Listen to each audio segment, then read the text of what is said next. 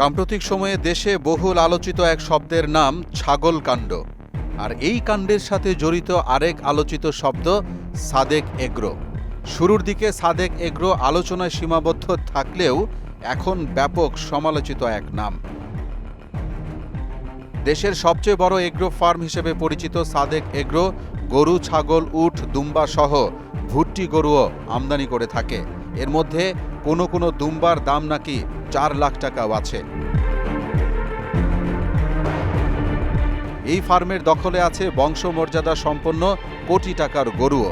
গরুর বাবা, দাদা কিংবা তার দাদার বংশমর্যাদার দোহাই দিয়ে একটা গরুর দাম কোটি টাকার ঘরে পৌঁছে দিয়েছে তারা।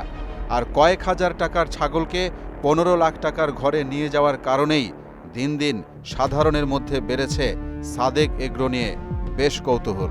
সুদবিহীন ব্যাংকিংয়ে আত্মশুদ্ধির পথ এনআরবিসি ব্যাংকের ইসলামিক ব্যাংকিং আল আমিন।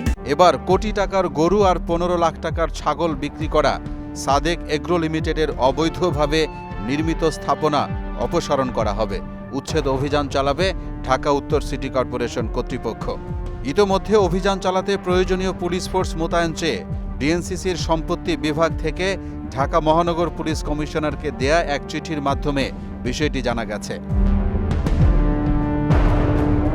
ডিএমপিকে দেয়া চিঠিতে বলা হয়, ঢাকা উত্তর সিটির আওতাধীন অঞ্চল 5-এর অন্তর্ভুক্ত মোহাম্মদপুরের বেড়িবাঁধ সংলগ্ন আশপাশের অবৈধ স্থাপনা সহ খাল ও সড়কের জায়গায় সাদেক এগ্রো লিমিটেডের অবৈধভাবে নির্মিত স্থাপনা অপসারণ করা হবে।